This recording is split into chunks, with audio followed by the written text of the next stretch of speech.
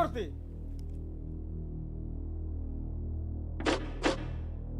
Sugusuk.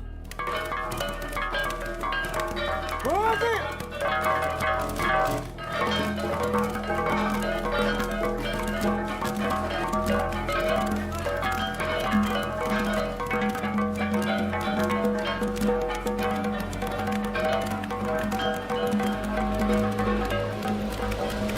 What you gonna do?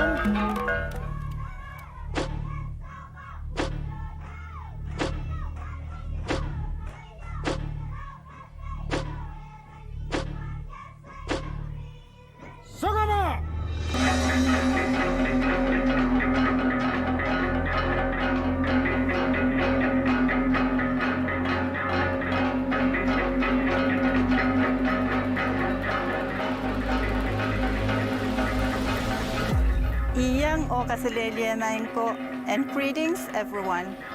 Medye alangan Pohnpei V6AH ay suksej lang atang erway pekon sang kalanyarnet Pohnpei nan kan tagakapachapachen Micronesia.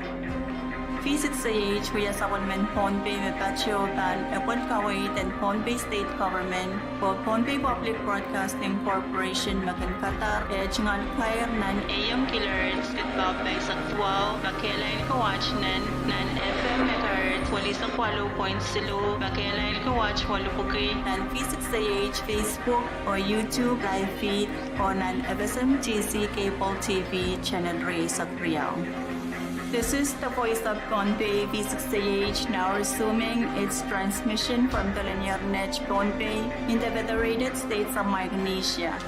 V6AH is owned by the state of Pohnpei and operated by Pohnpei State Government and Pohnpei Public Broadcasting Corporation on an assigned AM frequency of 1449 kHz with an output power of 10,000 watts, FM frequency of 88.3 MHz with an output power of 800 watts in V6AH Facebook and YouTube live feeds and in FSMTC Cable TV Channel 22.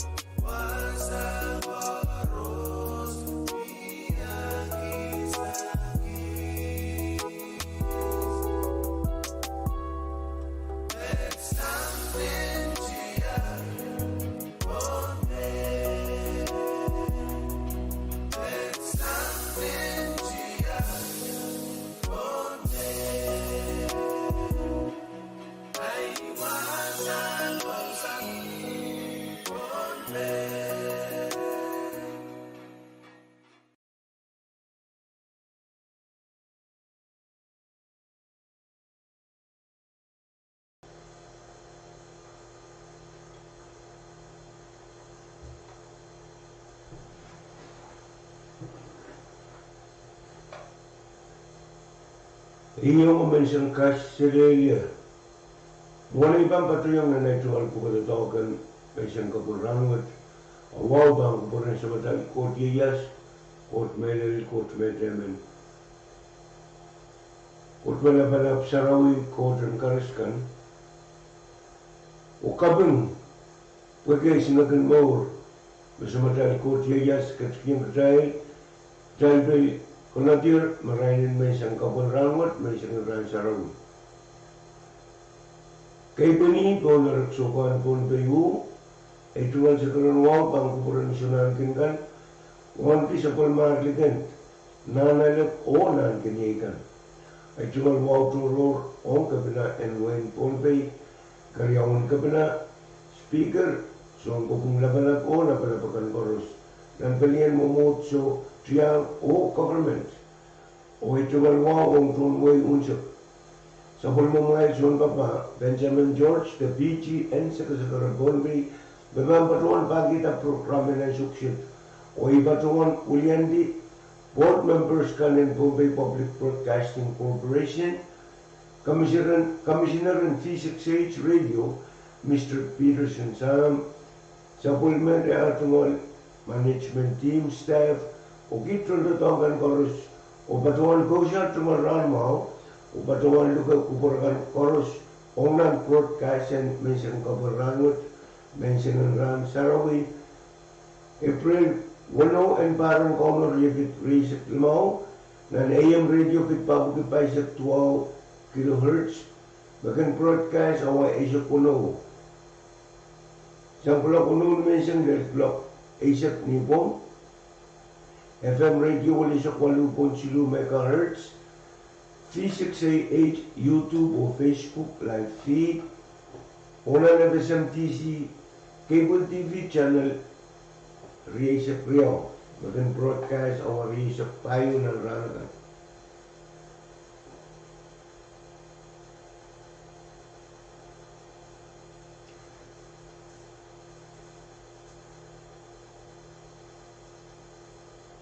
Maka sa pulmadal program kang ng paruda Rangkoros, kentuk kita programan KAPWARESOU sang pula kuno dimension del club Riau Murin Sawas programan KAPWARESOU kinsang club Riau Murin Sawas del club Isak Nibong o programan Pwuhng kinsang club Isak Nibong del club kuno dimension iyang o ay tuwal elep-lepin sa bulan.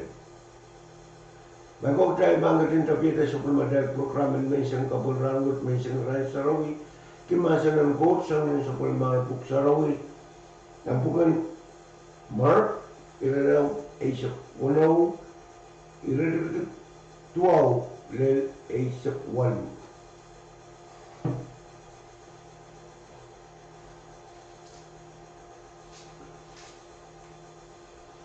Nampukan Mark, iraraw Asak Unaw, iraraw lel Asak Walu. Orlap kadidiki, sisis parang Mary Men Magdala. Bulan sisis agad niya sa isuranan sa Penuik. Agad rin parang Mary Men Magdala, lima agad rin kausasang re ngansuwat isimen. Mary rin patolo o pataki yung yangan sisis ko. Me insensuat o yasang siya.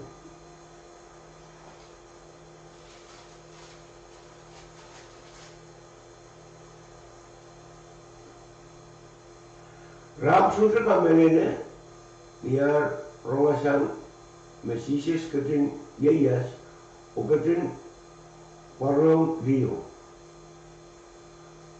Murin mesisis pilkatin parang Pohnpei kriyaman ni ew sangon mom nintukan arakukulang ni umara digin kanin mo. Ira produk o patakiyong metriko. Ab metriko sorte kamelene.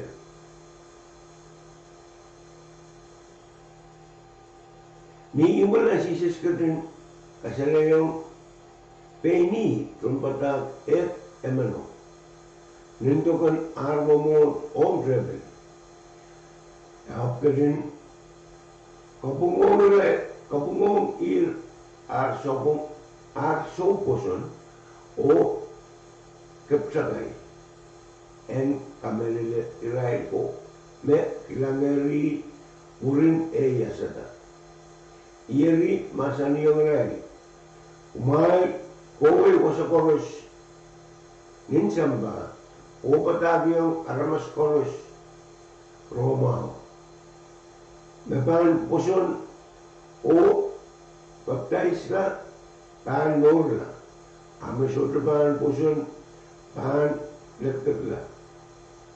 Manaman pukat pan kinyayang iralkan makin poson rapan kin kausasangan suat kan rena ramas nimari rapan masan yang diikan marapan boleh dibeberkan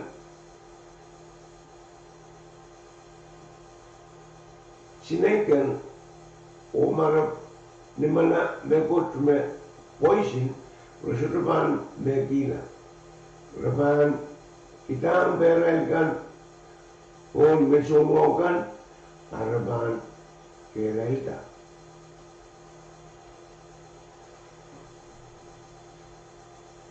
May payimat masanan sa matay ko tiyas.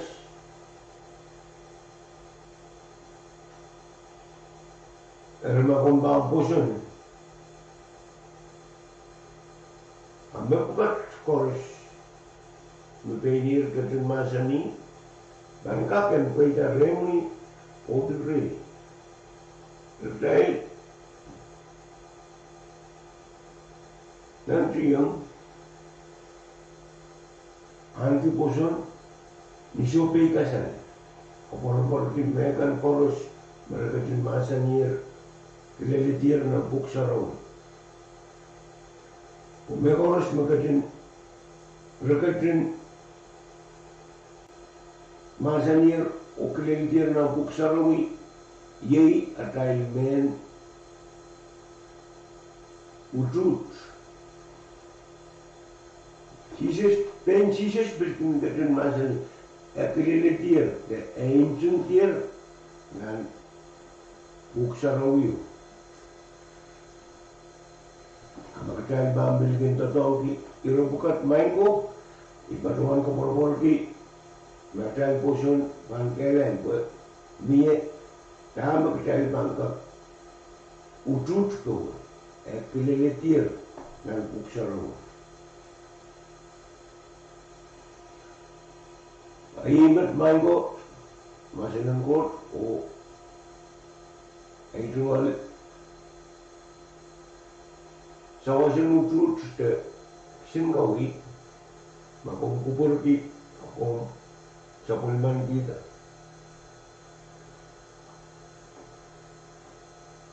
Kaya kasi po itayang kamakapatay Pastor Herman Sado, Director ng Freedom Ministries, and Sawaski Lolo.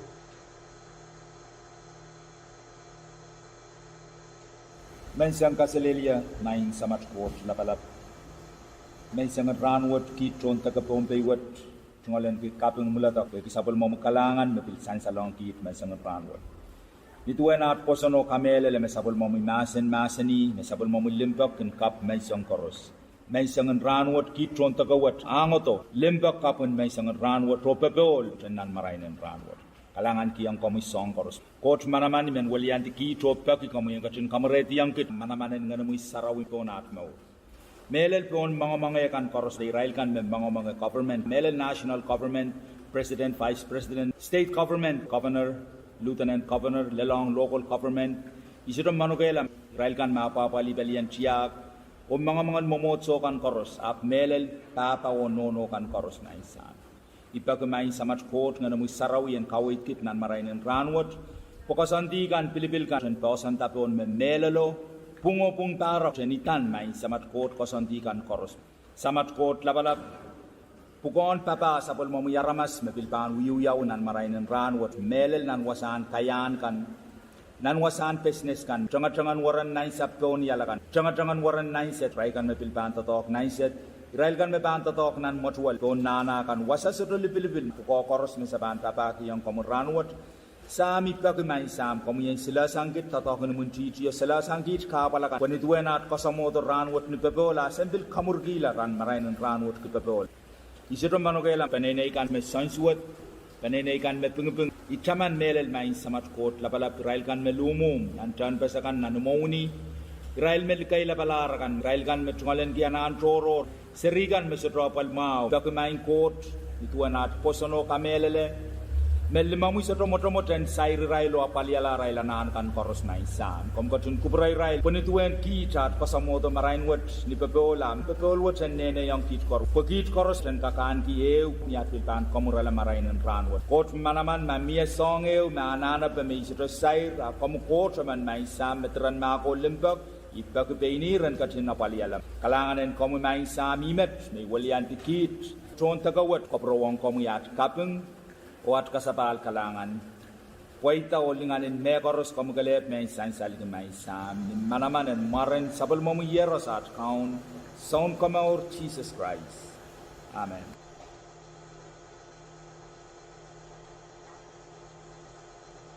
Kalangan o kapakapagay Pastor Erman Sadot, Director ng Free Home Ministries, Kiluro. May ko V6AH Radio Station Management, bilbatuan lublukad gumutso tregan, makakuburdi inang yang sa waski ira mapitadalolo. Ako makakat stanto V6AH Radio Station home recording.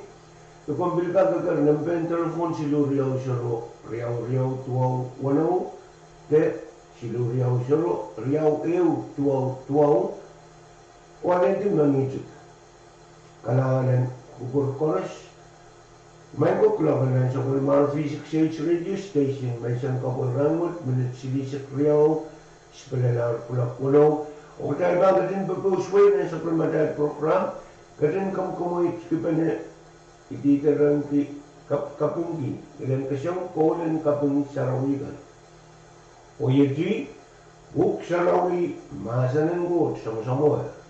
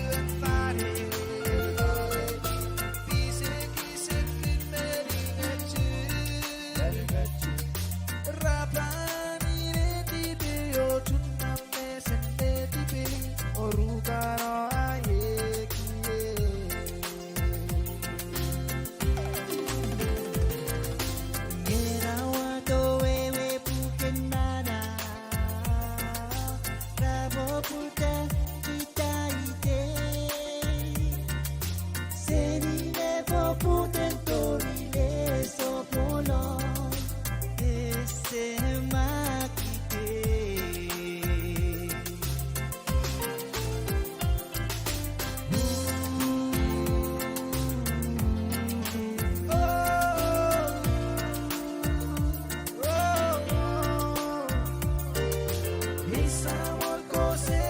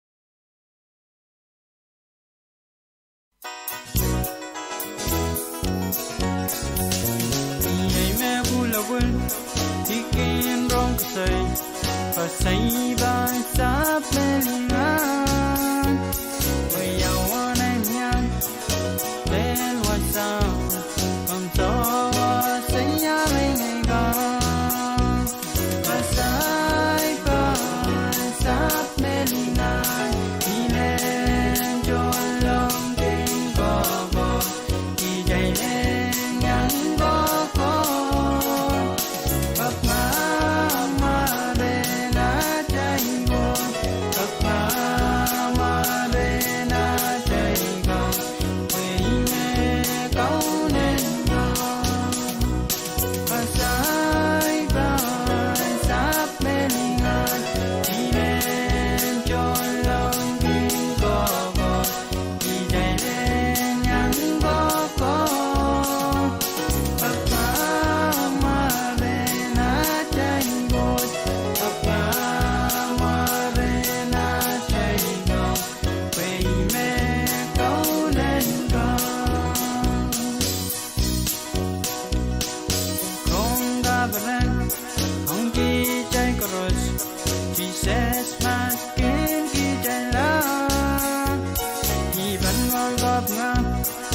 Jesus Christ, when we are so come on, pasay ba sa melingan, ilen jolong tin gogo, ijay len yang gogo, pagmamare na jaygo, pagmamare na jaygo.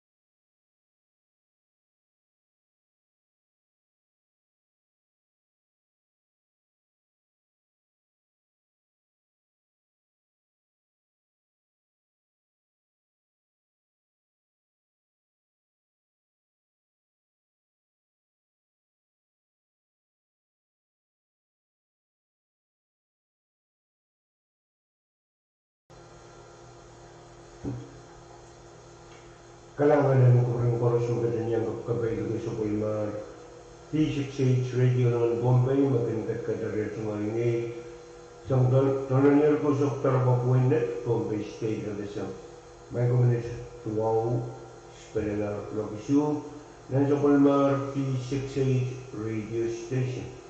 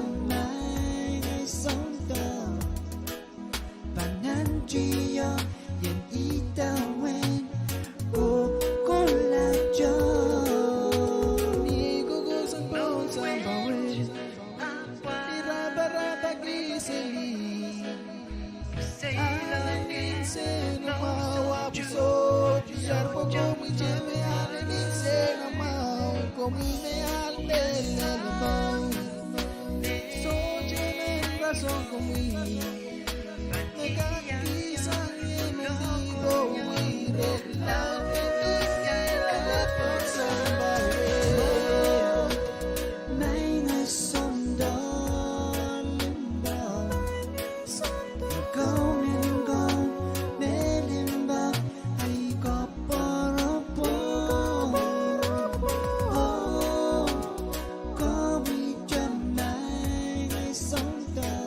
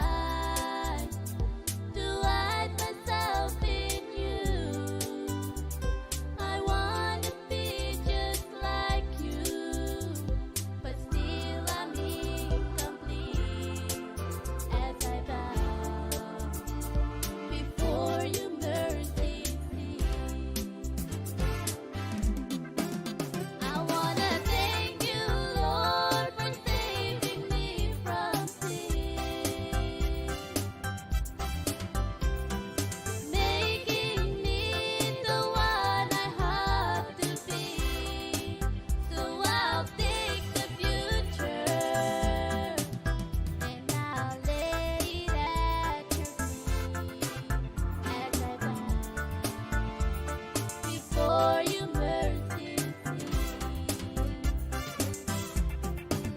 I wanna thank you, Lord, for saving me from sin, making me the one I had to be. So I'll take the future and I'll lay it at your feet as I bow before your mercy.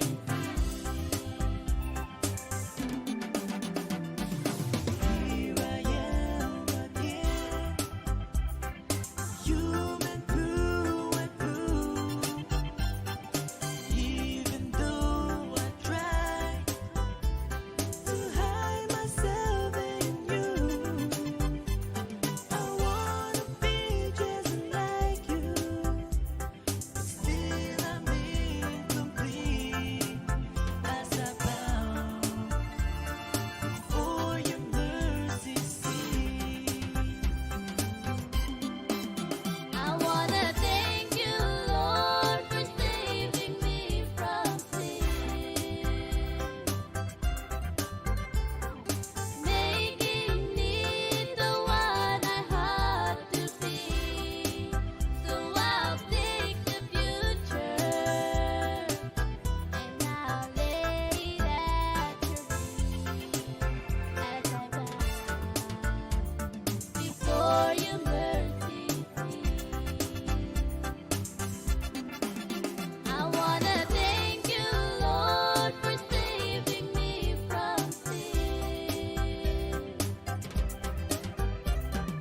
making me the one I had to be. So I'll take the future and I'll lay it at your feet as I bow before your mercy seat.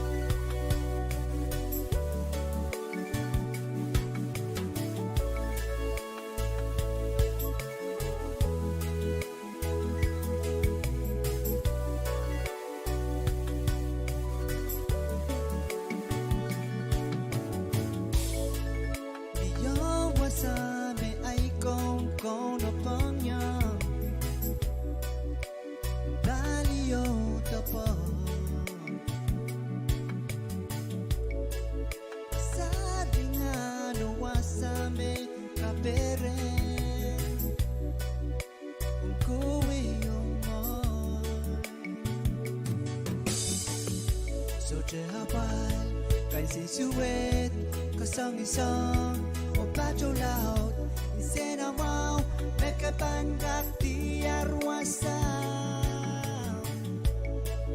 Wason mare O itawen amasan ka Baken warong Yang kau senang Wasame kau no pata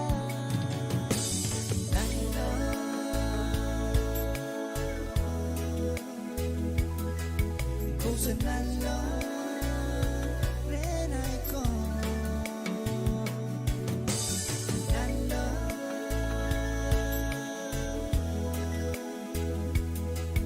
Ko senala renai ko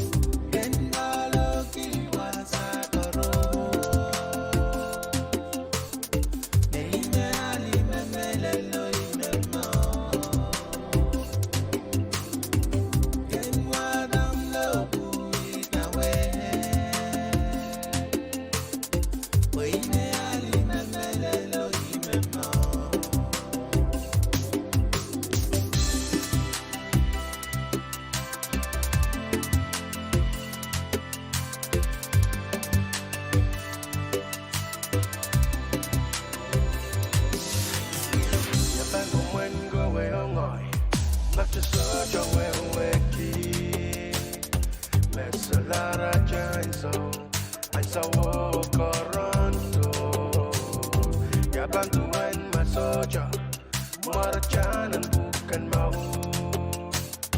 kosong songong papa nono niarail ko joror la ken kalo kiwasa karo lei me ali me lelo me mo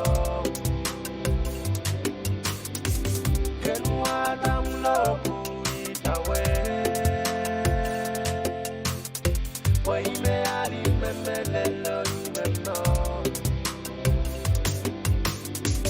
Ken ala kiwan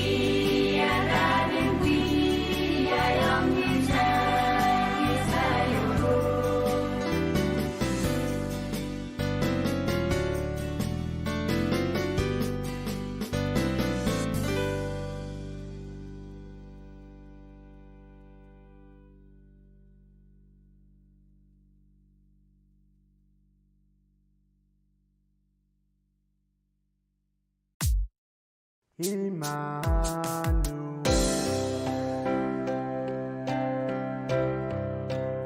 Ojea Nan Mati Down and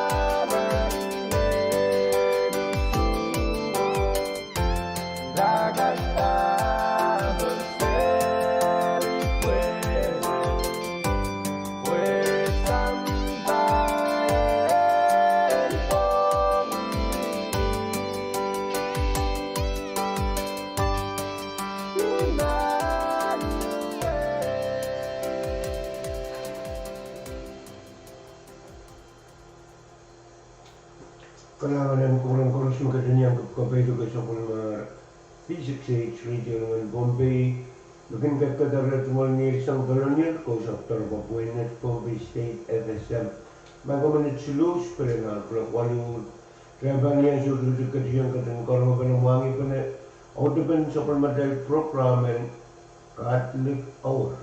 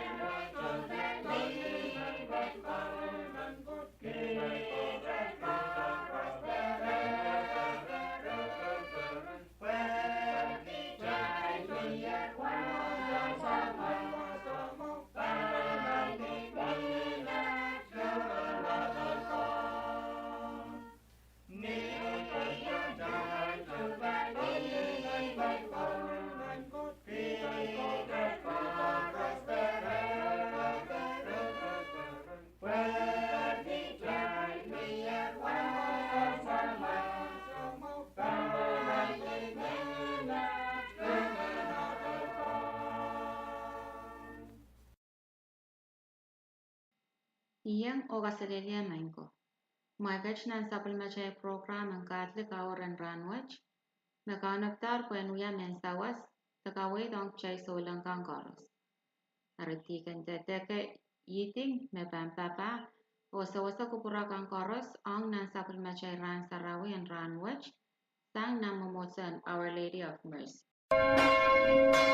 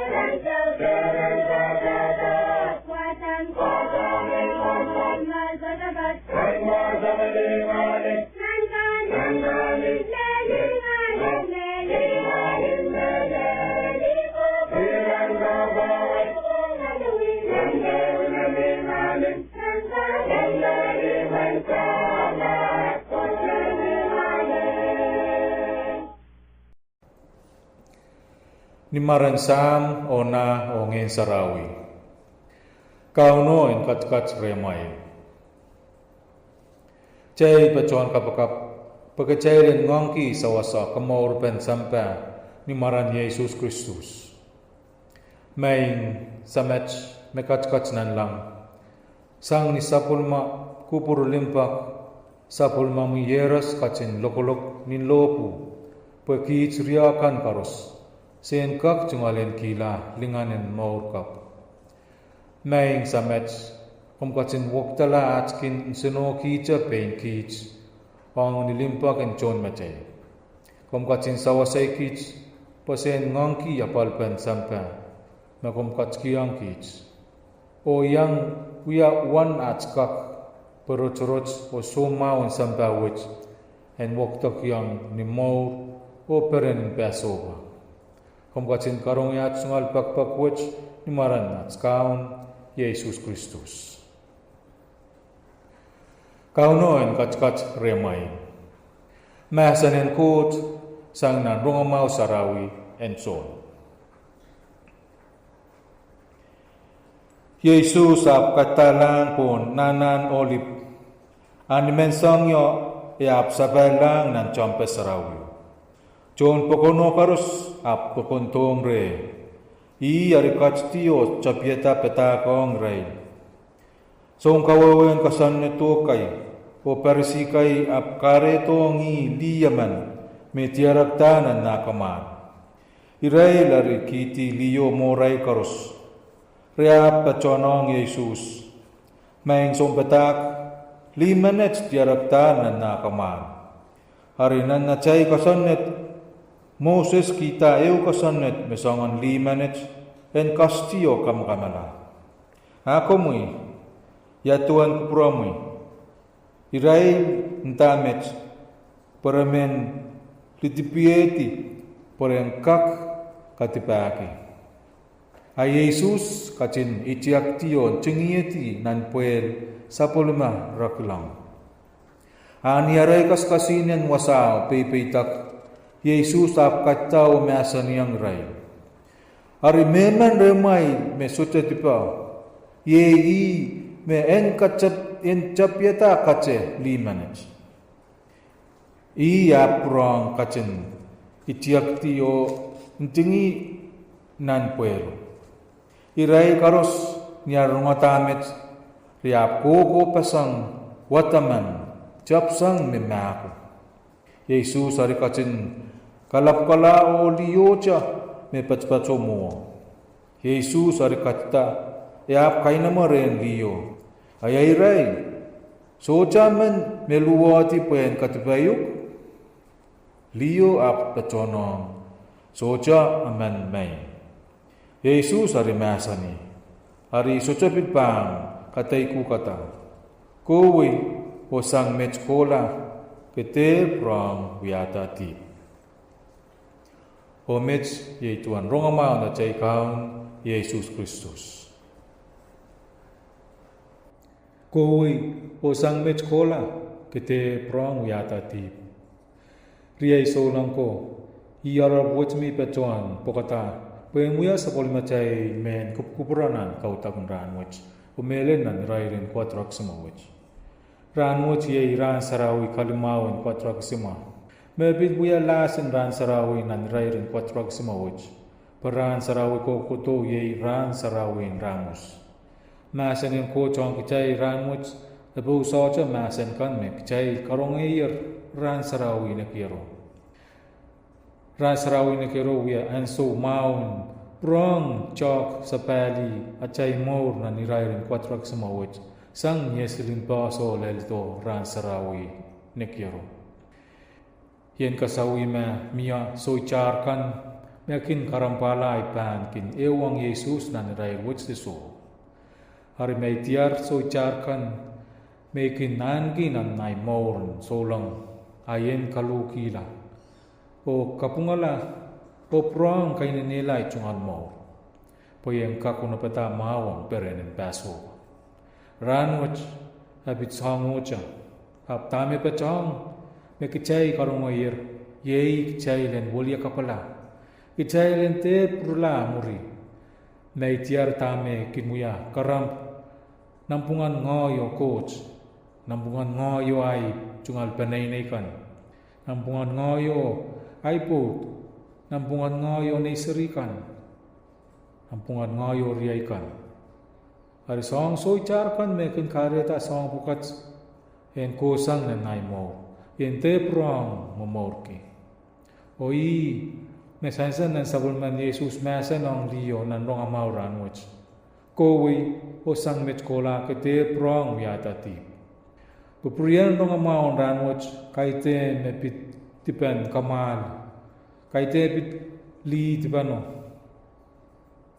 epitua cha chaipan wolia kapala morkap o te prula muri masan ko chong ke chai ranwich so cha wo ki me Yesus pungki tipo Icha men katete ta tuen sawul mang coach ku burma ka ngaramas me kalula o men wulia kapala ni mele habil kacaman kin kicai me kicai karus metupan me kin nanane sawul mang coach ku burma ko kalangan o Yesus katto pen sawasai kicai nan ronga mawo parisikan saroti ko wala pues ocha men rerai me sotuba hari liyo me pakatikta sola pakatikta pueki a chuang Yesus haramas karos mekin chuang Yesus kin wokila habitua chali mana Jesus masaniang kowi osang mitskola kete prong yatati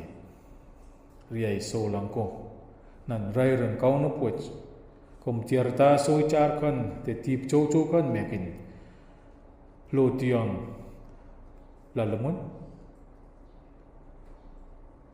yen ter kilang lang naman sapu yen chok pin moy oi rong amang ranwich petak supplement Yesus petak me pilmen kataman chaimen kong king chai nan rai ruwich nan nya chai ko no rai kwatrak smawich ang paswopa chai en ter katika men ap chai klang pen chai pen na chai somukan o nan chiang wokila ni melen maransa ona ongen sarawi an sa chai bang katlanger ng kamatip sarawi o kapagapwach na pang wilyan di kamatip sarawi hari chai pa chawang kapagap may nga Jesus iposan mo kamkot na sa kamendon jepe sarang. Ipa ko ang kamoy mo ang miya karos. O inangi kami ang kotlan ng gani. Apo kaya iso te kakasamoy kami na ang sakramento ang kamatip sarawi ang sawat. Ipa ko kami ang kotlan lalin yung paningin.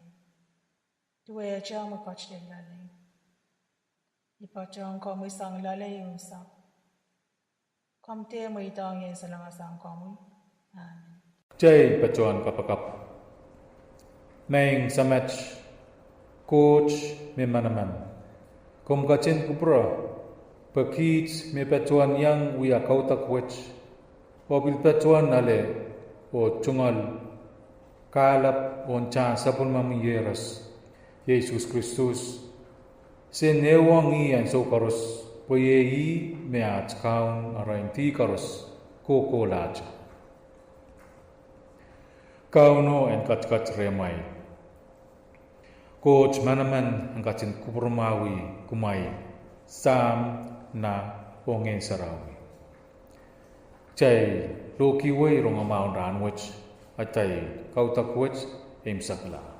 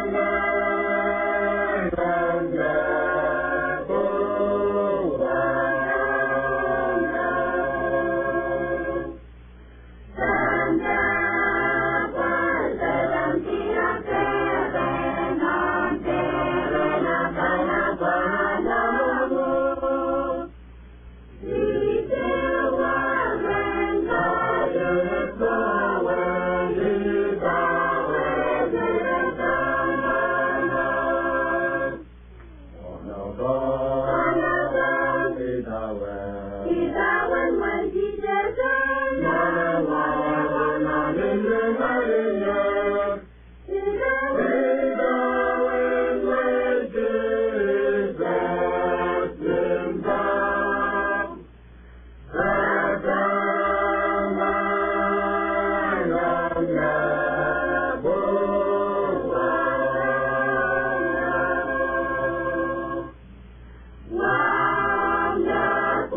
power of me.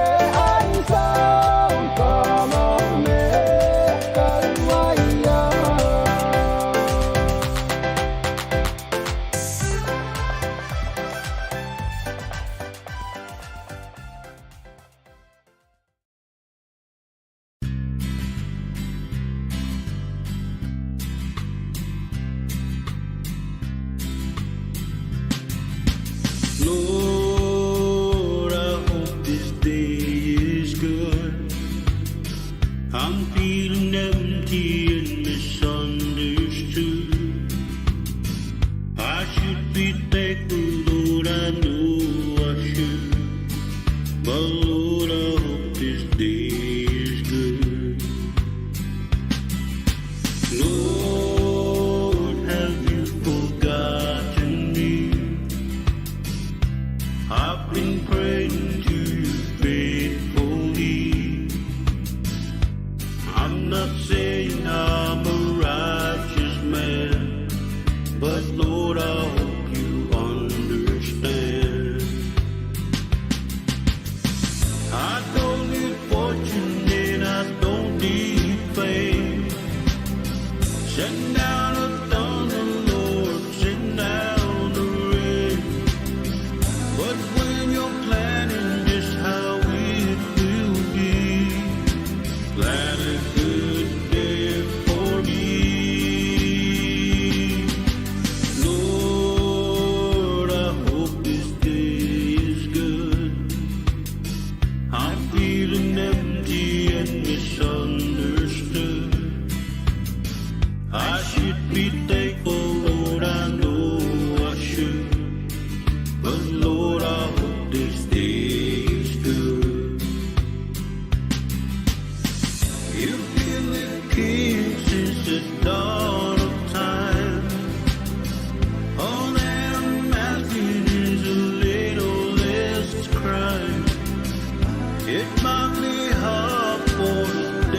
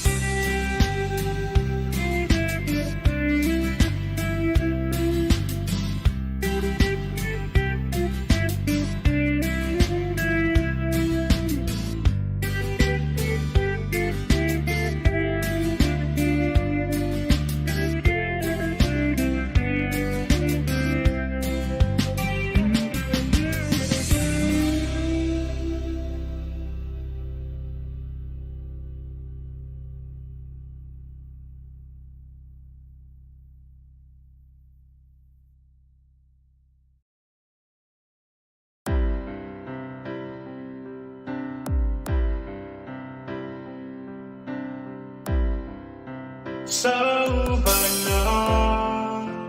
nilang pag-ikarapang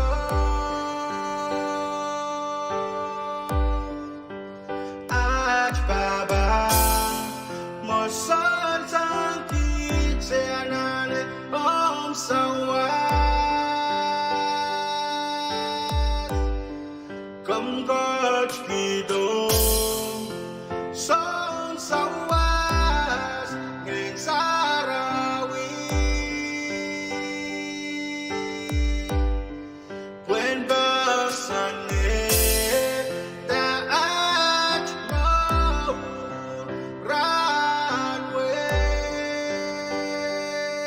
ranwet kami me at kaun at saun kambaur kokolacho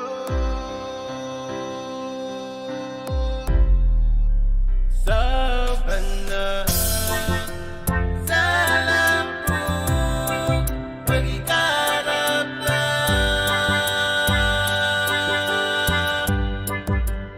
nais pecah pengkagetan memasalnya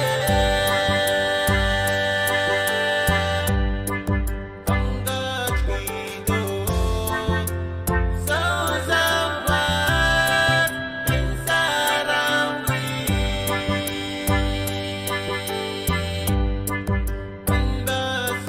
pembasannya taat mahal ranwet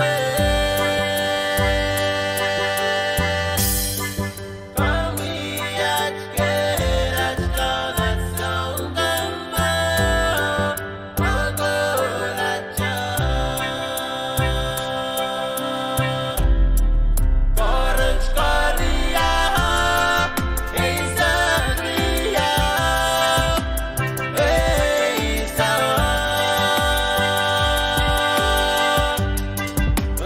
Memasani Kileleti Duwende Arime hiberen kita Diagin semua Sangkarukanlah Diagin tiap Kawalan makam lagu-lagu pagiklan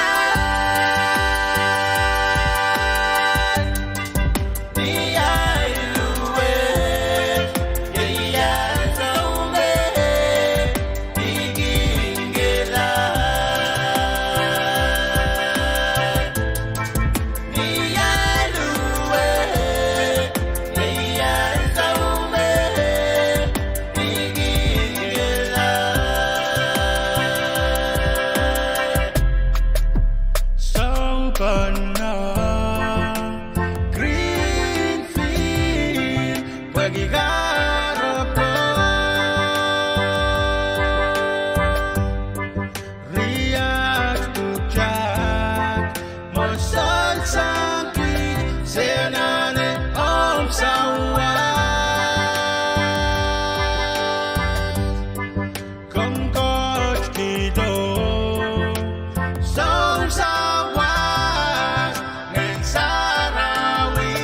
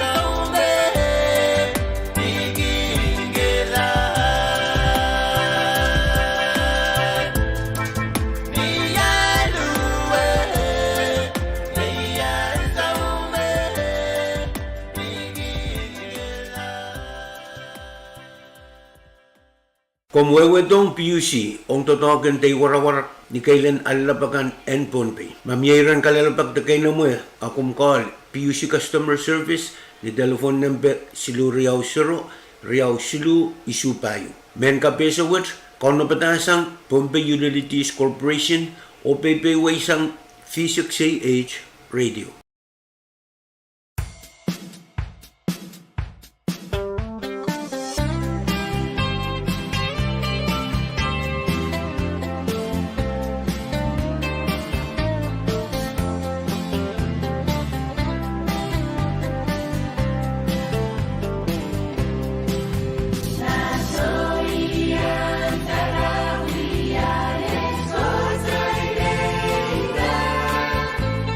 Listen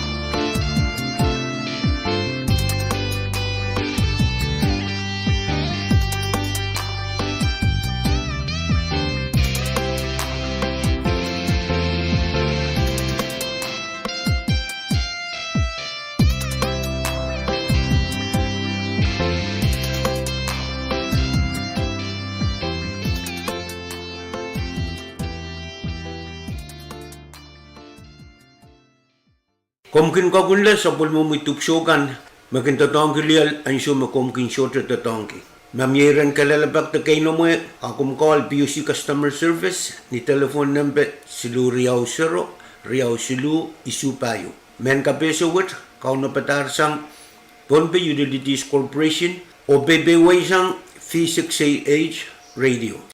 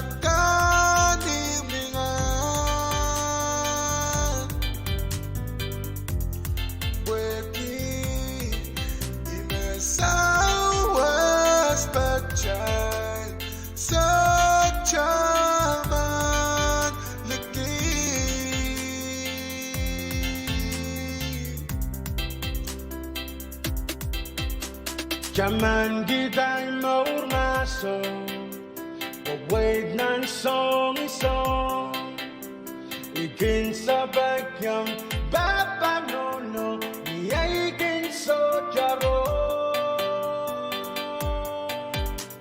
Kauno leler limong yung Wiyele chalet Bagi-bagi Yan reaching nada Wani mwenga ilo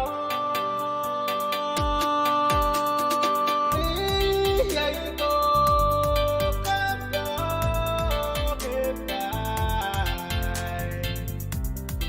Elukong kijay karo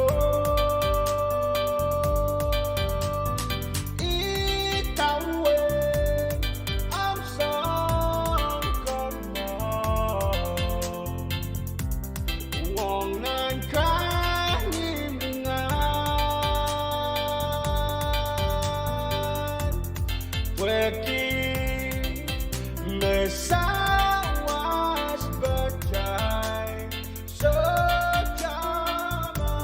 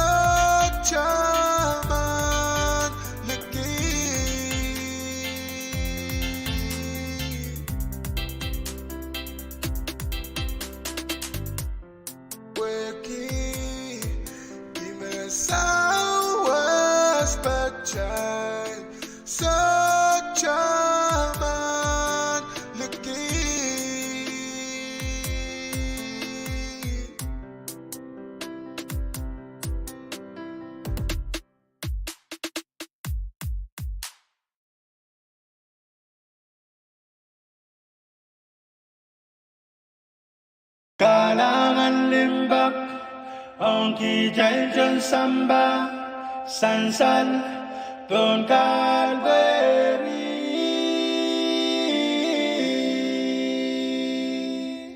Pwuhng me boson Maran kang Jesus Christ Meban yang kamaulan Himbak laban-laban ko Ang Diyos samba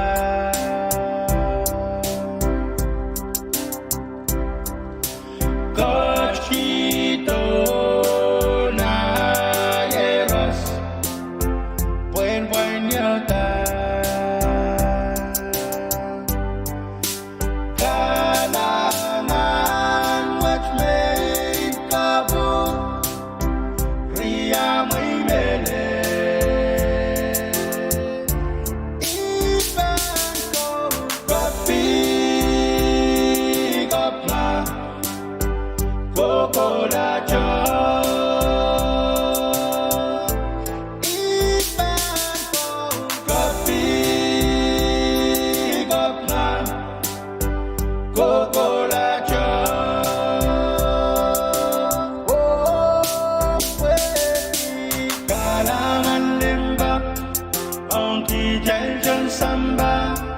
Sansan Pwuhng Calvary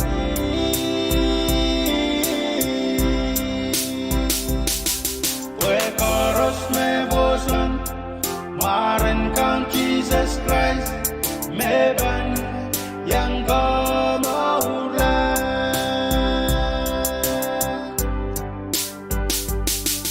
Ô mê ngày son kamau Ngày luwe cho di ban So jawar momi Pwegi di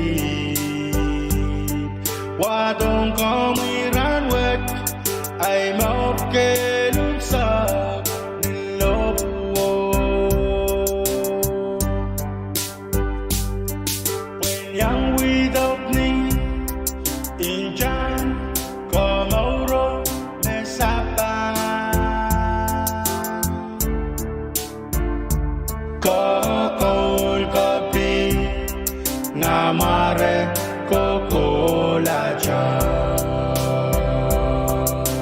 Oh, baby Kalangan limbak Ang kijay dyan samba Sansan Pwuhng Calvary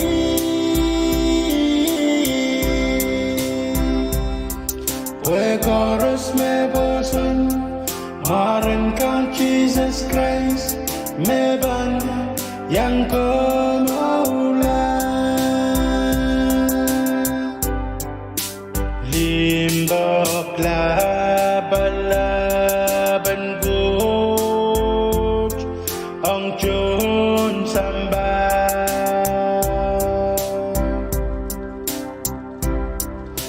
Kachito Pwuhng yata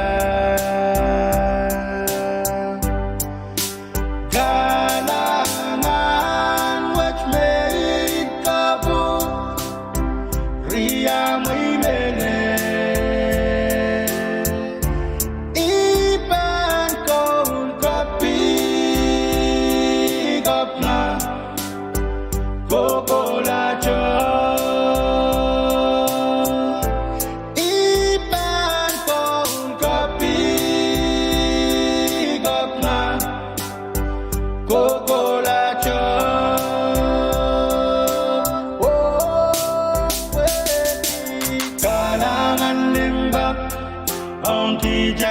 Samba Sansan Pwuhng Calvary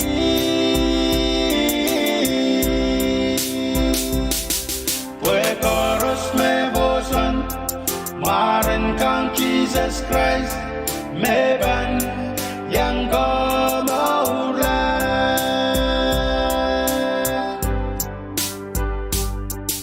Oh may ngày son kamau Ngày luwe cho di ban So cho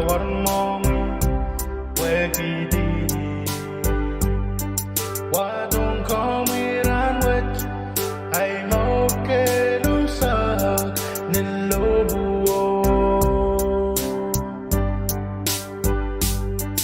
When young wake up, in chance, come out of this up. Kokol kopi ngamare kokola jo.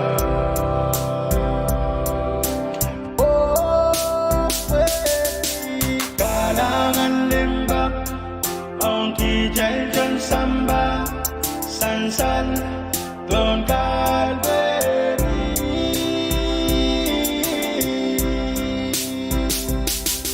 We koros me bosan Marin kang Jesus Christ, meban yang kau maulah.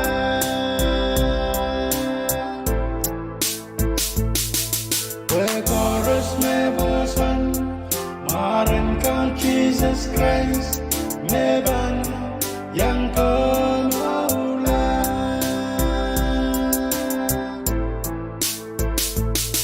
Meban yang kau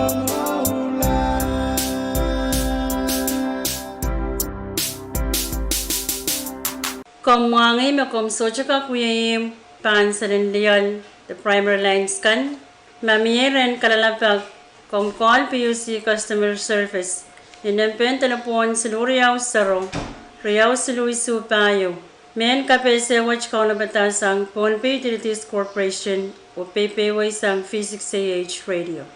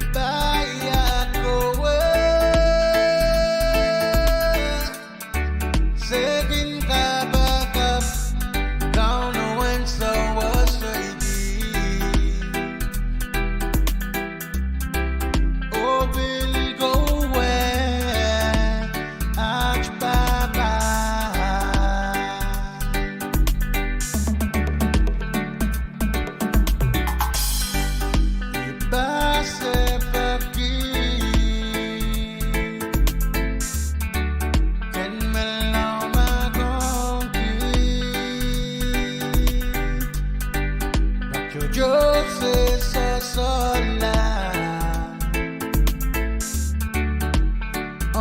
kawe ibaya kowe segin kabakap kau no when so was oh will go where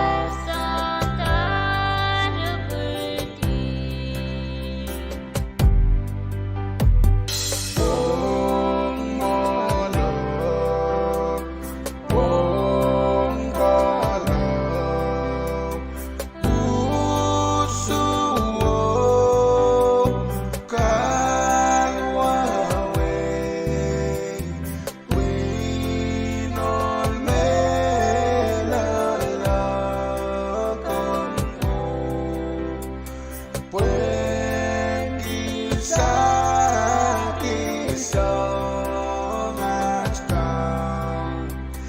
Where I keep with the end. Where I keep with the end. Pwuhng my love, Pwuhng my love, God love, asapa, karasin yang kabingan, haleluya, angas ka, may pwitiran wes, may pwitiran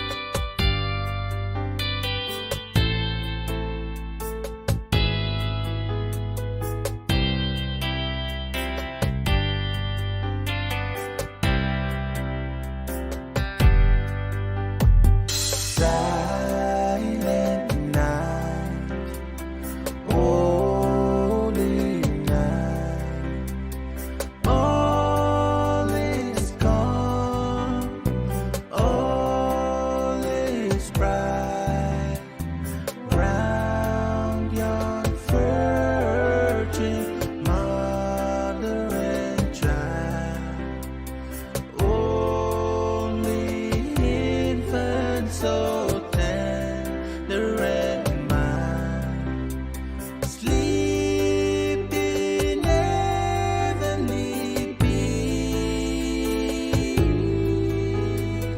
sleep in heavenly peace.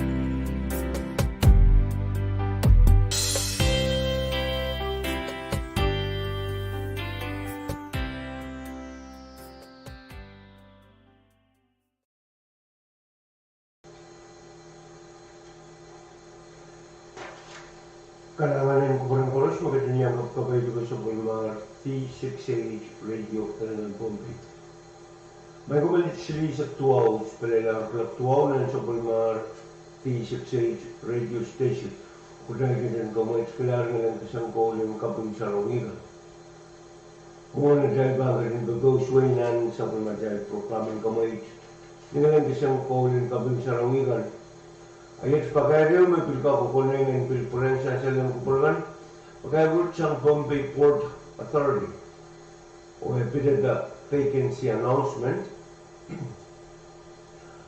Pohnpei Port Authority, a public corporation of the Pohnpei state government, is now accepting application for the position of Chief of Maintenance. Salary, grade 11, starting salary, with COLA of $23,852 per annum. Location, Pohnpei Port Authority, Kadkadaur Island, Pohnpei State.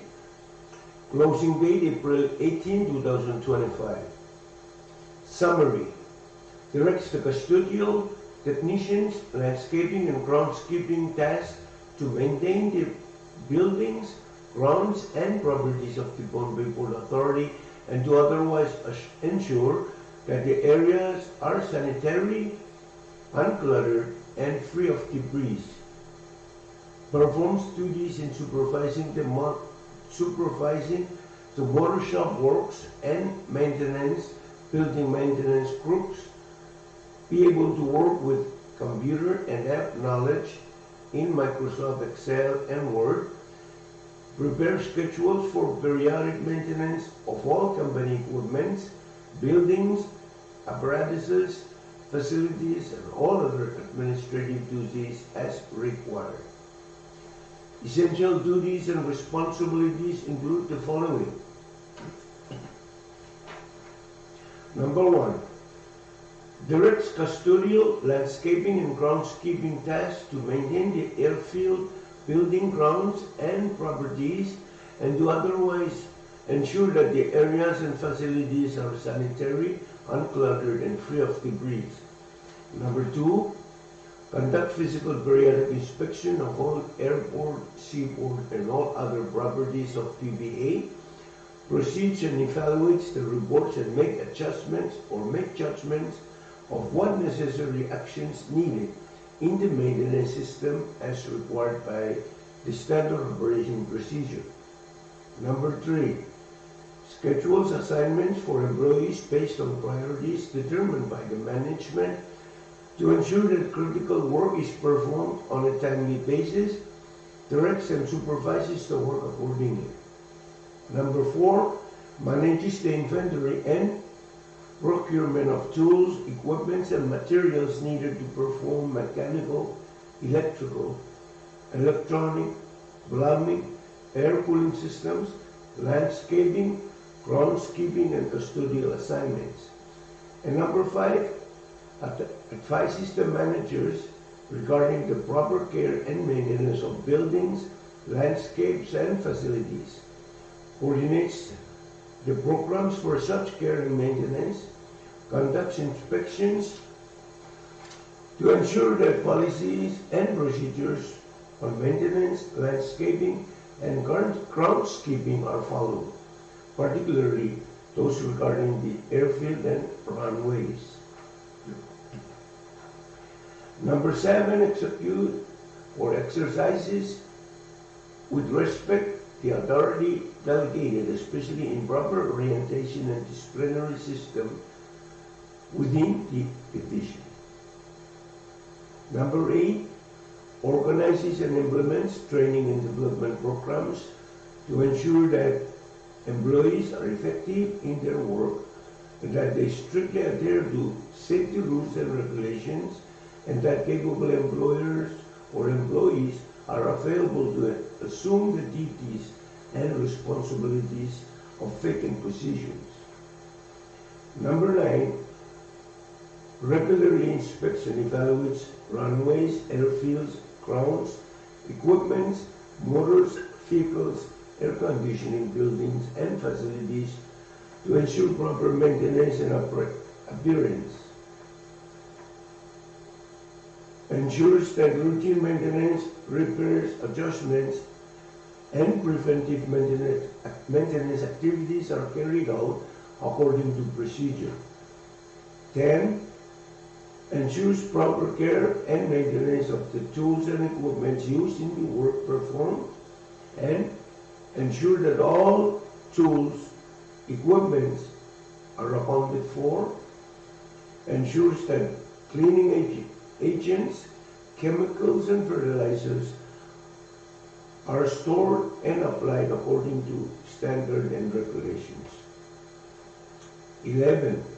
Develop and submit estimates of cost and time required to complete projects, maintains records and otherwise documents inspections and maintenance performed regarding runways, airfield, buildings, and facilities.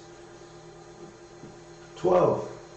Ensures that safe work practices are applied on the job and that rules and regulations regarding safety and security are followed in the workplace. Schedules routine safety inspections accordingly.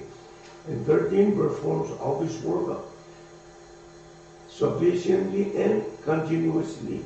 Welcome more ideas, techniques, and practices aiming to sharpen skills and ability, especially through the use of modern technology or computerized equipment. Last but not the least, perform other duties that may be assigned. minimum qualification requirements, associate's degree or equivalent from a 2-year college or technical school, and 5 years related work experience and or training in building maintenance and landscaping.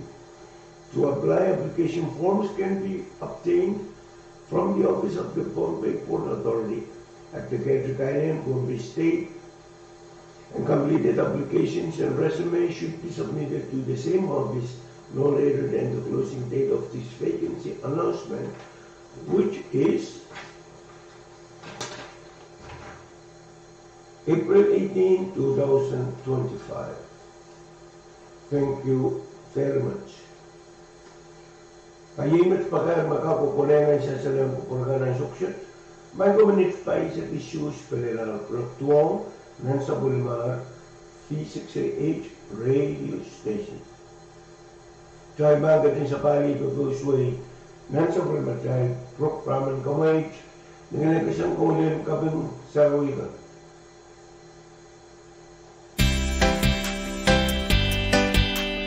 No person of Swalala. Put it down. Now check it. Lord, I lift your name on high. Lord, I love to sing your praises. I'm so glad you're in my life. I'm so glad you're in my heart. Listen closely, y'all, I got a story to tell. It's the version of my life when I was in the situation. I'm a real sinner, I don't know what to do, but somehow you found me and brought me back into the light, yeah. Lord, I lift your name on high. Lord, I love to sing your praises. I'm so glad you're in my life. I'm so glad you're in my heart. Lord, I lift your name on high. Lord, I love to sing your praises. I'm so glad you're in my life. I'm so glad you're in my heart. Once upon a time in the Garden of Eden, God gave life to Eve and Adam. They walked together in the Garden of Paradise, but they don't know this problem did appear in front of their eyes. Once upon a time in the Garden of Eden, God gave life to Eve and Adam. They walked together in the Garden of Paradise, but they don't know this problem did appear in front of their eyes. Lord, I lift your name on high. Lord, I love to sing your praises. I'm so glad you're in my life. I'm so glad you're in my heart. Su-la-la-la-la-la-la-la-la-la. Now I'm free and I'm singing. Su-la-la-la-la-la-la-la-la-la. Now I'm free and I'm singing. Su-la-la-la-la-la-la-la-la. Now I'm free and I'm singing. Su-la-la-la-la-la-la-la-la. Kumter totok te sapasap karani sa lenchugan liolkan. Mamiran kalalabak kumkol PUC Customer Service ni nempen telepon silu Riau Sero, Riau silu isu payu. Men kabesa watch kaunaptasan Pohnpei Utilities Corporation o PWSAU V6AH Radio. Christmas salabuk, soja kasih snow. Tan sa taktong kararagalaw, nagmali na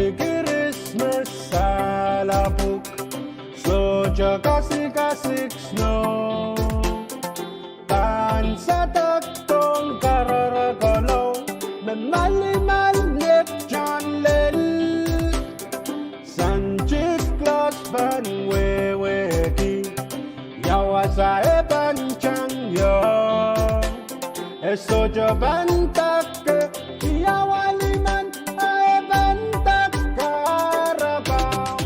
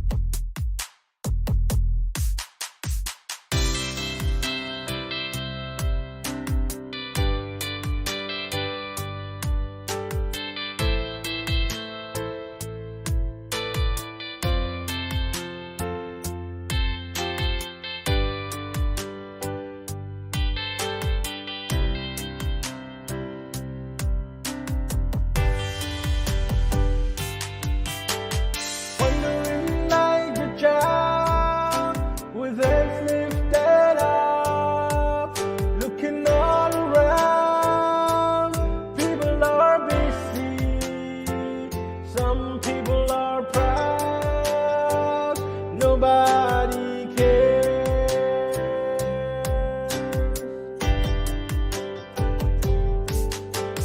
When we like a job, with us lifted up, looking all around, people are busy, some people are proud, nobody cares.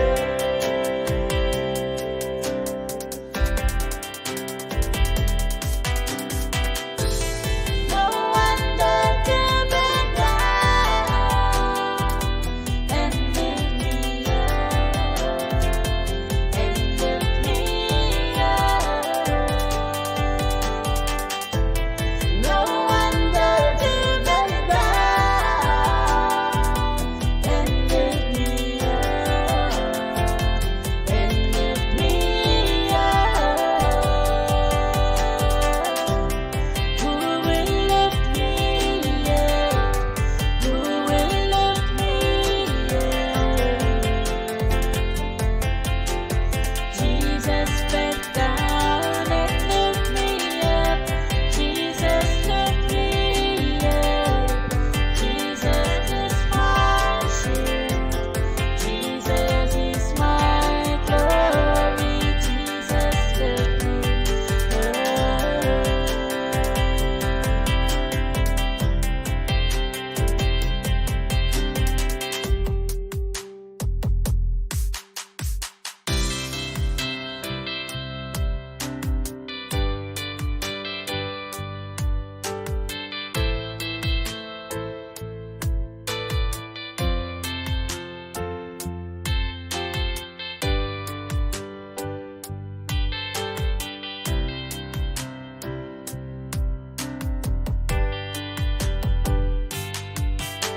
Kalap-kalap ang samba, kung wawait ng ochoron, raba-rabaki, alam ko ang remi, socha mangay, socha diya.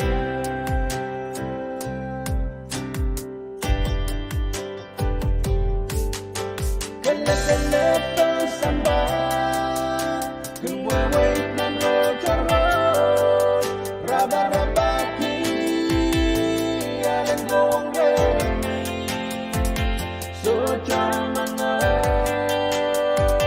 socha diya.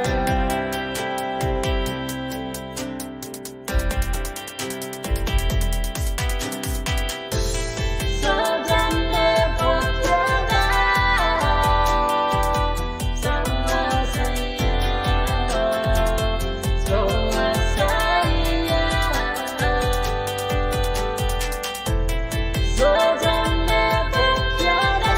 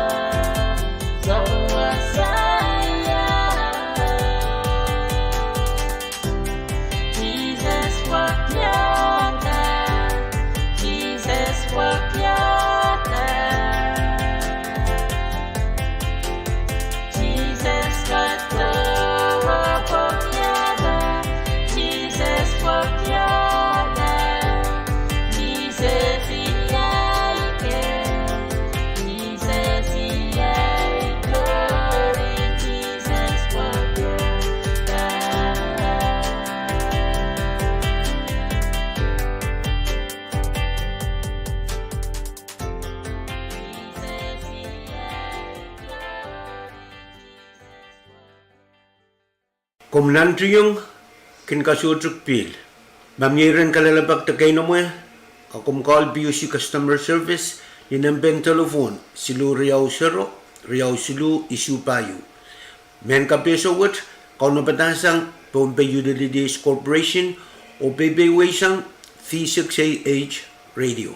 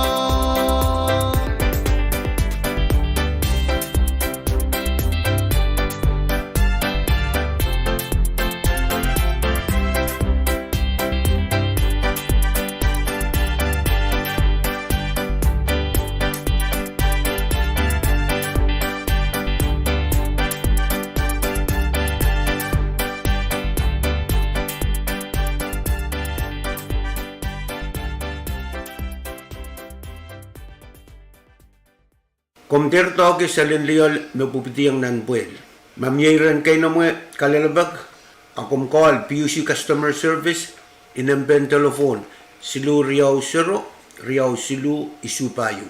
Men kabesawat kau na batar sang Pohnpei Utilities Corporation o BBW sang V6AH Radio. Lala kong kay Pahrek sang lima sandang raba-raba di serio Pwuhng Pwuhng rong masaya manban paredo kisah-kiswet sa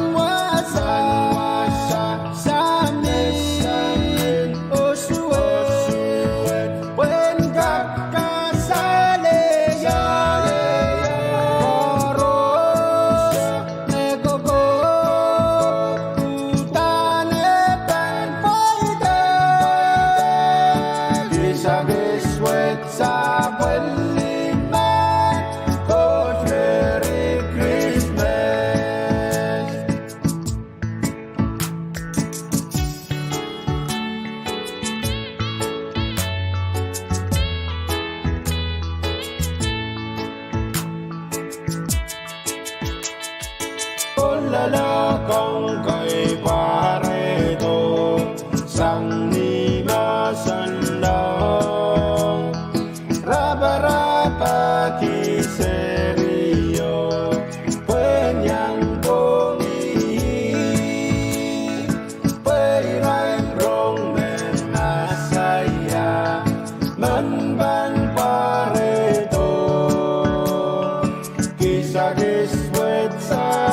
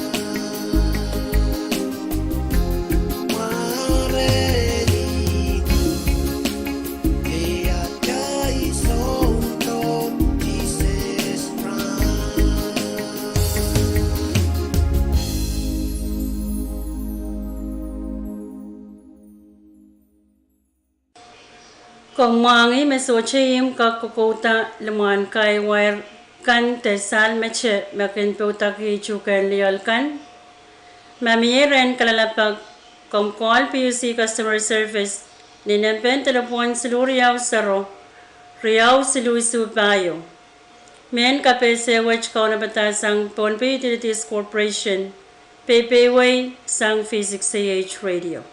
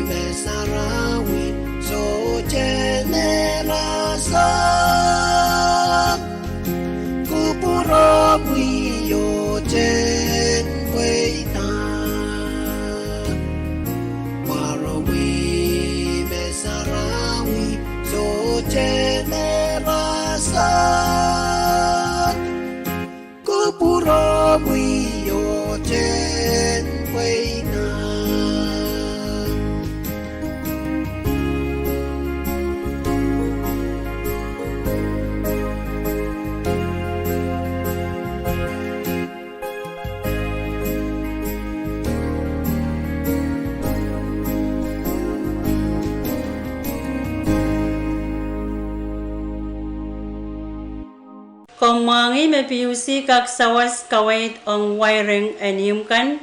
Mamiyay ren kalalapag call PUC customer service ninempen telepon seluriaw saro riaw seluis supayo. Men KAPWARESOU kaunabatasang Pohnpei Utilities Corporation PayPayWaysang V6AH Radio.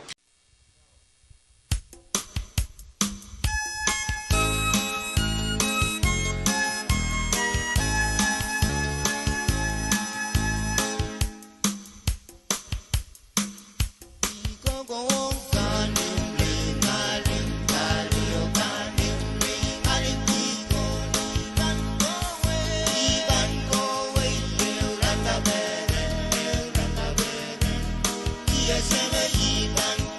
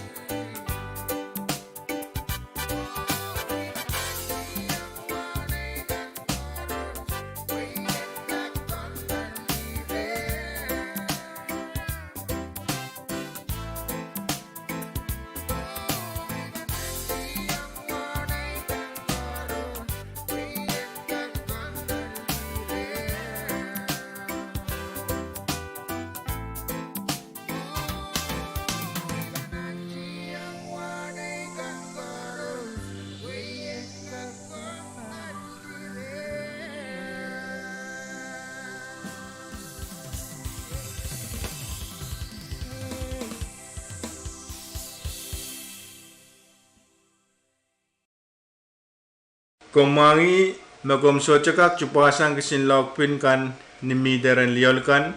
Mamieren kalalabak komkol PUC Customer Service ni nampen telepon silu Riau Sero, Riau silu isu payu. Men kapesawat kaunoptasang Pohnpei Utilities Corporation o BBWASang V6AH Radio.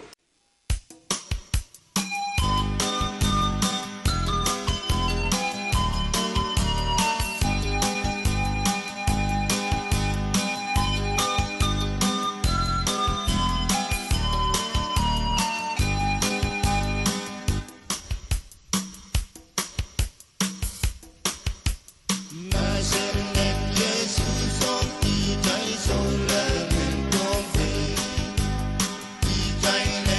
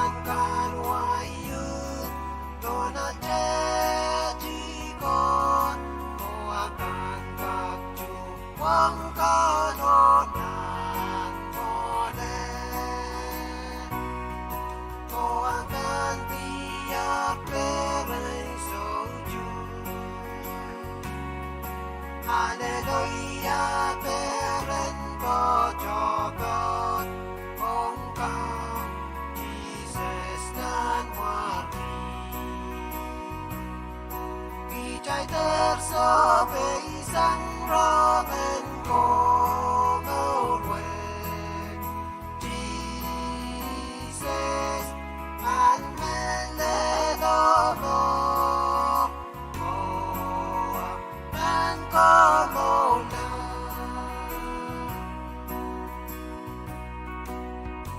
Jesus me when he Legislature ban Kadkadaur Pohnpei diyan Togolan wasao Pwuhng ban Kadkadaur sekla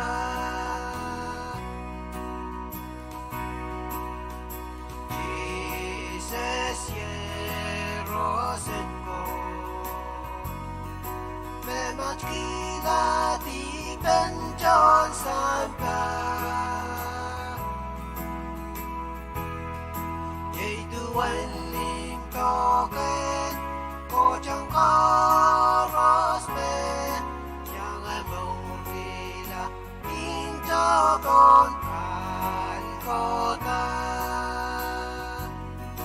Ko akan biar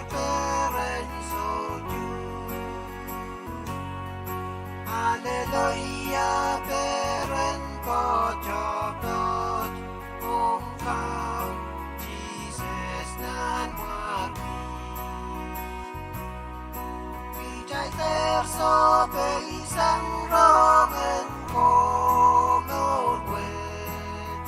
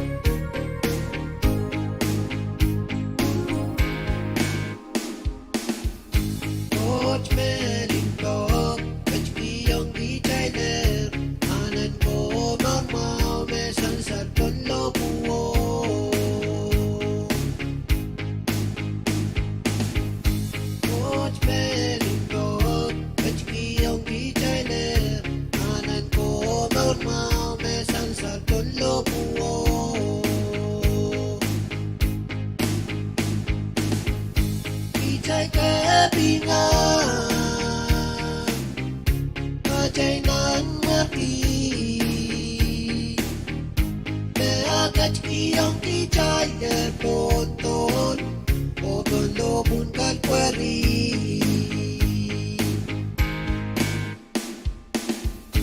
Kijay kebingan Kajenan merki Meagaj kiyong kijay lerpoton Ogon lobun kalkwari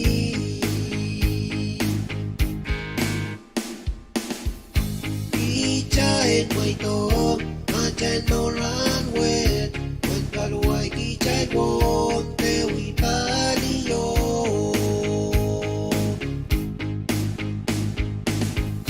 Kijay may to Kajen no runway When kaluay kijay won Tewi paliyo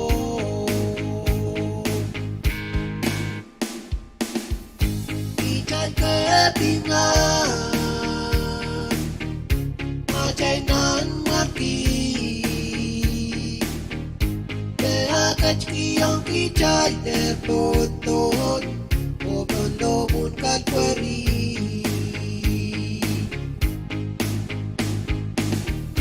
Kijay kebingan Kajenan marki Meagaj kiyong kijay lerpoton Ogon lobun kalkwari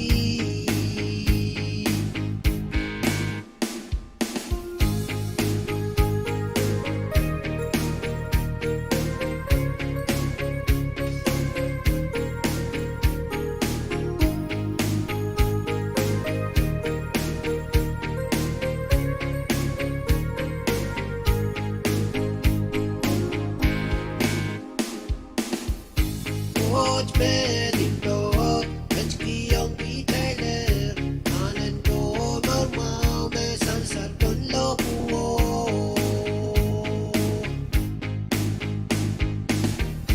Kichain may tom, atchain no runway When kalway kichain won, tewi baliyo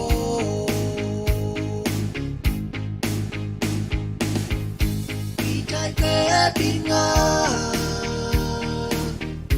Kajenan marki Meagaj kiyong kijay lerpoton Ogon lobun kalkwari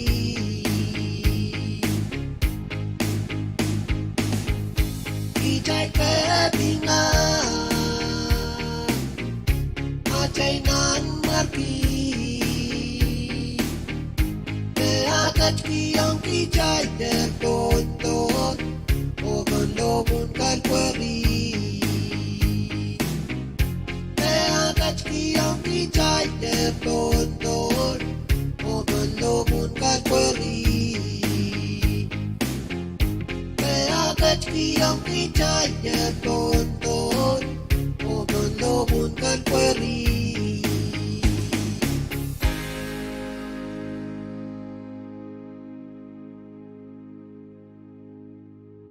Kumangi mesodyo may udagayang keris nan paibansing kan maulang suwarline kan. Mamyairan kalalabak komkol PUC customer service ni namban dalabon si Riau Sero Riau Silu Isu Payu. Men kapesawach kaunaptasang Pohnpei Utilities Corporation o PWSANG V6AH Radio.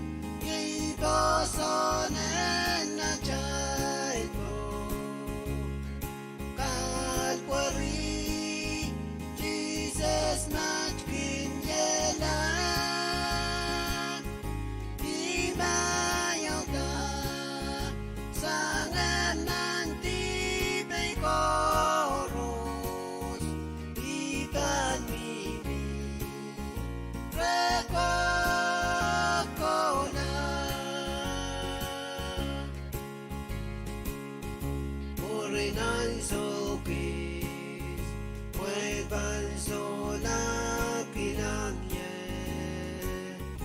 Purinan sokis, muevan purong kilang.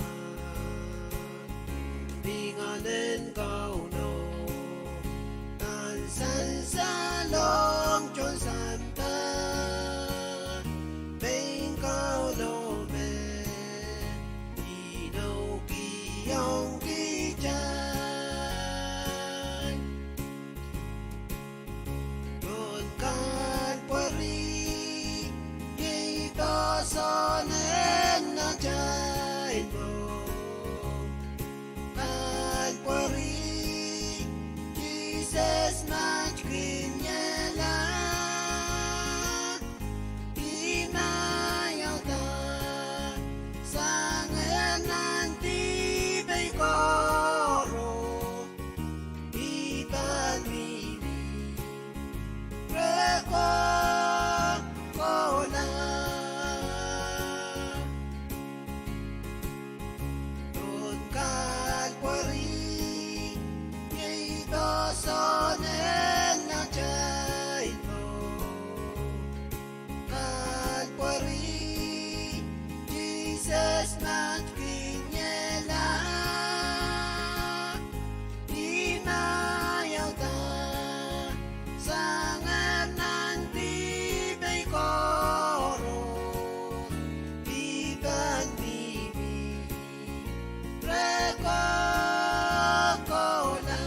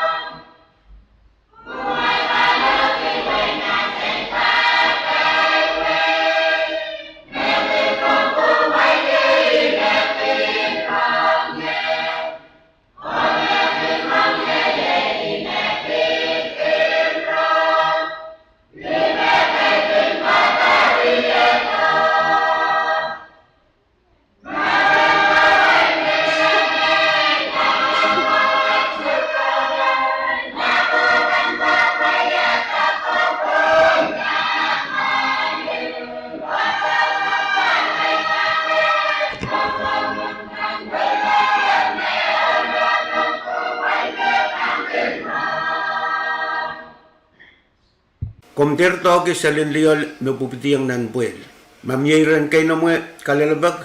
Akom call PUC Customer Service inamben telephone silu Riau Sero Riau Silu Isupayu. Men kabesawat kau na batar sang Pohnpei Utilities Corporation o BBW sang V6AH Radio.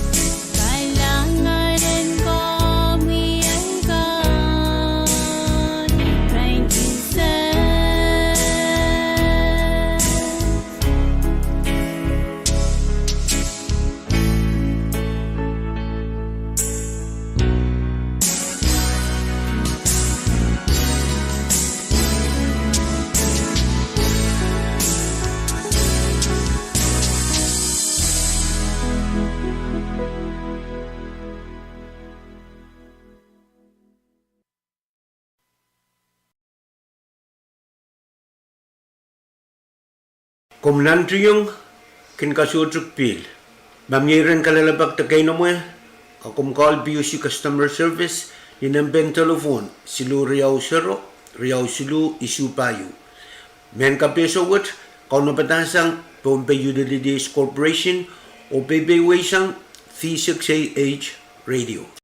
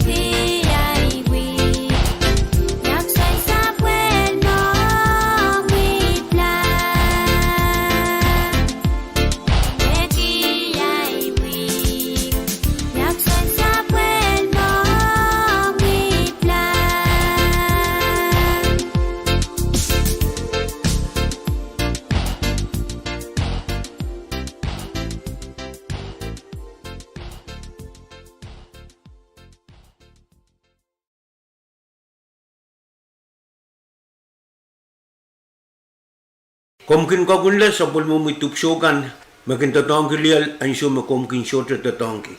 Mamyeran kalalabak ta kaino mo, akum call PUC Customer Service, ni telephone number silu Riau Sero, Riau Silu, Isupayo. Men kapeso wat, kau na patar sang Pohnpei Utilities Corporation o BBW sang V6AH Radio.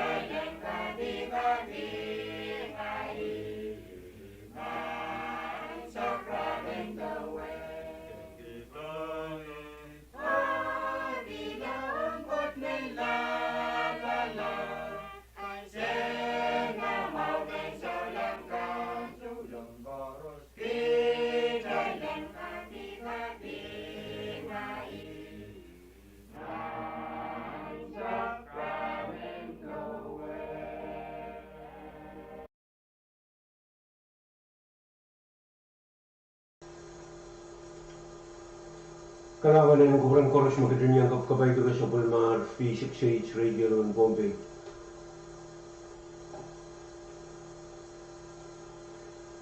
May community sa punos palalar kulogyo. Dahil baga din puyaktisan sa material programang kamay. O kating karong pinamuangi pinawag bakar sumbal bakar rin kabinsala nila. Bibilag channel ito na sa Pwuhng V6AH Radio Station.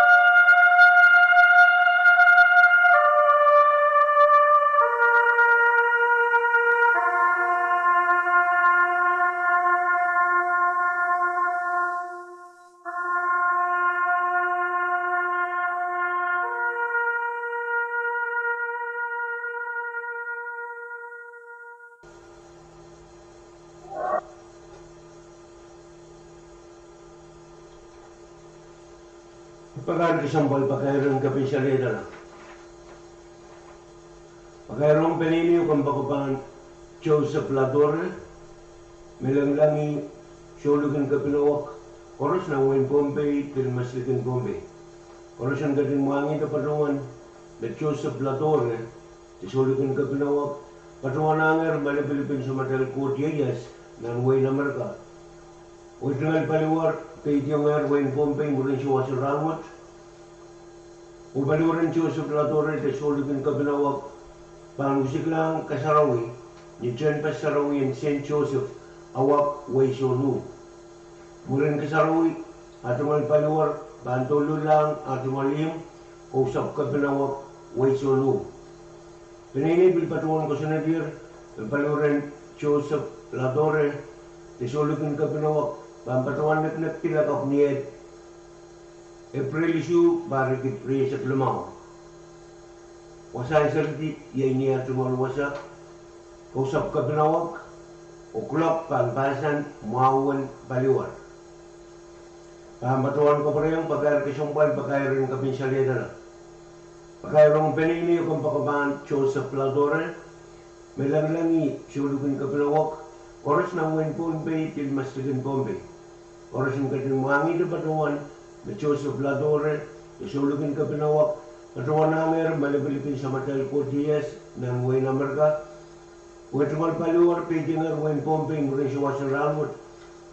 Ubang usik lang kasarawi, ni Tren Pasarawi and St. Joseph, awak waisunu. Murin kasarawi, at tumal paluwar, bantulo lang at tumalim, kusap ka pinawak, waisunu. Pinainay, pilpatungan ko sa nadir, Menep-nepian baluran Joseph Ladore tesulikin ka pinawak pahalakap niya April issue para kitresik lumaw niya tumalwasa kausap ka pinawak kulak pampasan muawan baliwar.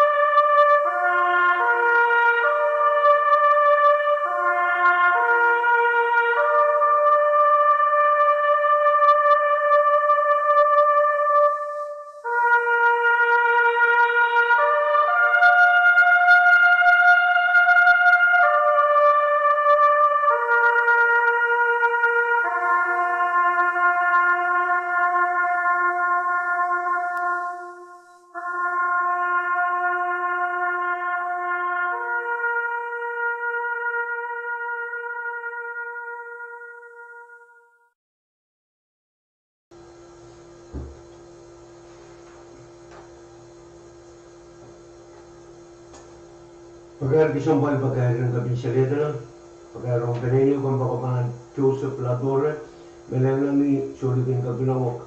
Oras na wing Pohnpei bilmaslikin Pohnpei. Oras ang katinwangi kapatuan na Joseph Latore. Solikin kabinawak. Patuan na ngayon malabil pin sa madal ko diyas na ngayon na marka. O ito malibaluar, pwede nga wing Pohnpei mo rin siya sa ranwal. O pangusik lang kasarawi. Di-train pa sarawi ng St. Joseph. Kausap, awak, waisolo. Murin kasarawi, paluran Joseph Latore, tesulukin kabinawak. Pantulo lang ato malim. Kausap kabinawak, waisolo. Pinay pipatuan ko sa nadir, paluran Joseph Latore, tesulukin kabinawak, panak tilakap niya. April isu, bakit ito rin sa Pwuhng. Wasaan sarili denek di yang niya tungal wasa. Kausap kabinawak. Kulap pampasan mahawan baliwar.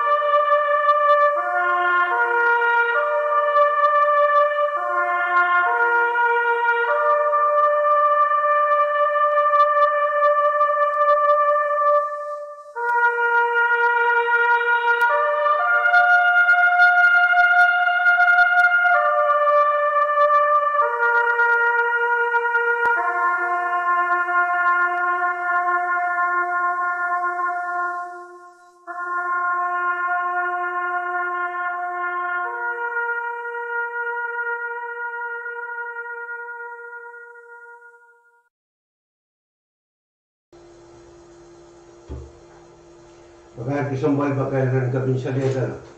Pakai orang penenyo kan bakapan Joseph Latore. Melalui solikin kabinawak oras na wing Pohnpei bilmaslikin Pohnpei. Oras ang katinwangi kapatuan na Joseph Latore. Solikin kabinawak. Patuan na ngayon malabil pin sa madal ko diyas na ngayon na marka. O tungal paluwar, pwede nga wing Pohnpei mo rin siya sa ranwal. O bang musik lang kasarawi, di-train pa sarawi yan St. Joseph, awak waison u. Murin kasarawi, paluran Joseph Latore, tesulukin kabinawak pan, tulo lang at malim, kausap kabinawak waison u. Pinay pipatuan ko sa nadir, paluran Joseph Latore, tesulukin kabinawak pan, patuan at nagtilakap niyet, April isu para ito rin sa Pwuhng.